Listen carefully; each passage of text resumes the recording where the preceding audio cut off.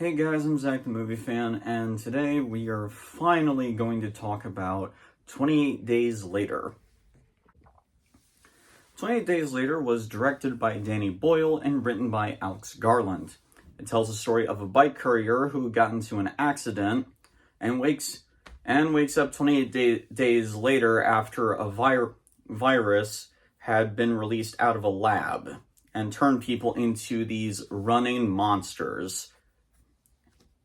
He teams up with a woman named Sheila, and they later team up with a father and daughter as they try to make their way to a camp of sorts where they hopefully will find help.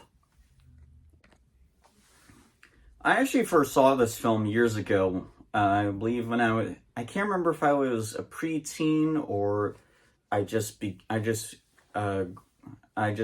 a teenager, but regardless, I saw this for the first time years ago, and I didn't really know what to think of it, to be honest. I don't remember disliking it, but I don't remember loving it. Watching it years later, I really do enjoy this film a lot. So yeah, let's just get into the positives of this. For starters, the acting in this film is really damn good. Cillian Murphy, most known for playing the Scarecrow in Christopher Nolan's Batman films, he plays Jim, and he's a great character. I really like this character a lot. I like how he starts off as this somewhat inexperienced and scared person who has no idea what the fuck is going on and is forced to adjust to everything that's happening in the world now. But how he's slowly throughout the progression of the film becomes more and more of a badass to the point that he manages to sneak around and help take out a bunch of trained soldiers. Cillian Murphy is really damn good in this role. All the other actors in the film do a great job. The actress who plays Sheila, she's great. The father and daughter, they're also good. Another personal favorite, though, in my opinion, though, is the military commander, who's actually played by Charles Eccleston, who I most know for being the Ninth Doctor in Doctor Who. I haven't watched a lot of Doctor Who, but I believe last year I started watching the Kinda Reboot series, where Charles Eccleston started playing the character. And I actually really liked his performance a lot. I actually, granted, I haven't seen a lot of the other actors who have played the Doctor, but I really do think he deserves a lot more credit because he did a great job. It's kind of a shame that he kind of jumped ship after the first season of the reboot series. But yeah, Charles Eccleston also is great here. Although admittedly, I would have liked if he got a little bit more screen time. I also. Then there's the zombies in the film, which do look really cool. I think I might have been wrong in that short video I did talking about, should zombies walk or should they run? Because the zombies in this film run, and this film came out 2 years before that remake. Let's finally address this. There are some people, I think even the director have said that he doesn't consider the monsters in this film to be zombies. He calls them infected.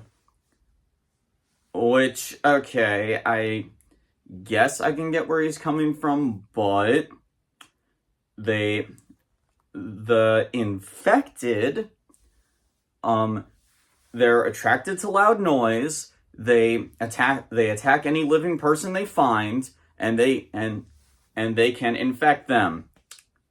They are zombies. You can call them whatever you want. They're zombies. I mean,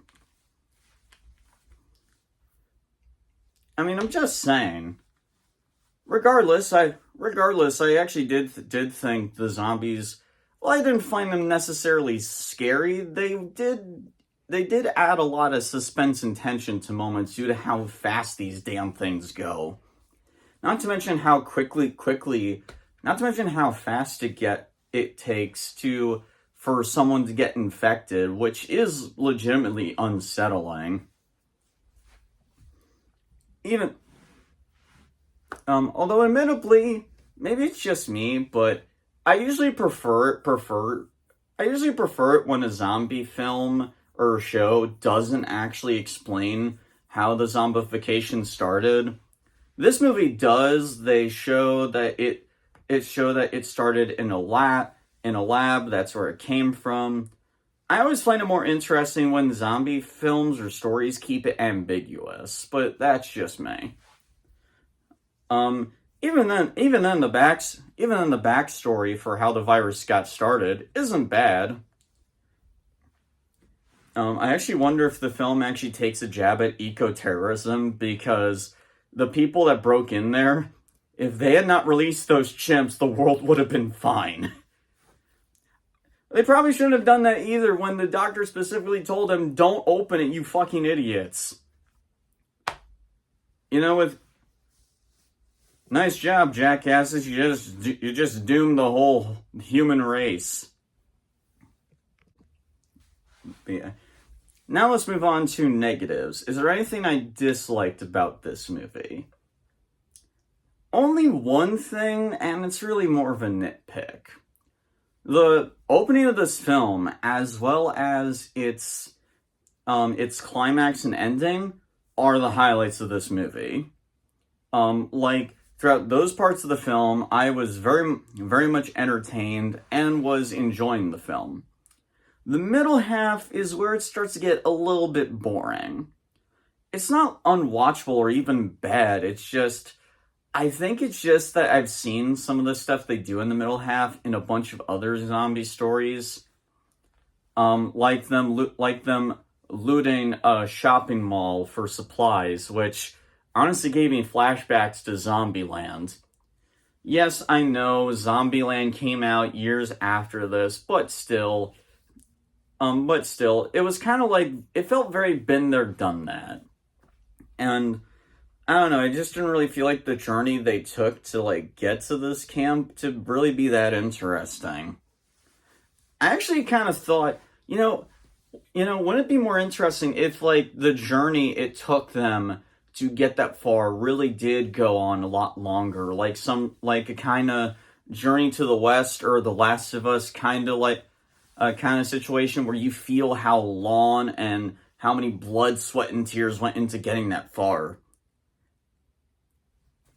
I don't know. I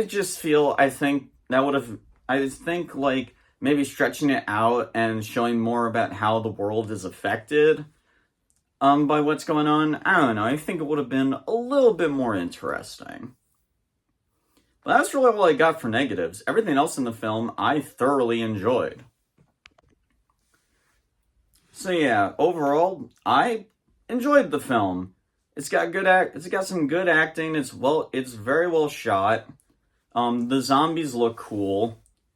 There's really nothing more I can think of to say other than it's a solid zombie movie. That's really about it. It's just a solid, well-made zombie film. Also, the soundtrack in the film is good. Although honestly, the only track I really remember in this film is that one track that's become infamous with 28 Days Later. I think it's called In the Heart, in a Heart, In the House, in a Heartbeat. I think that's what the track is called.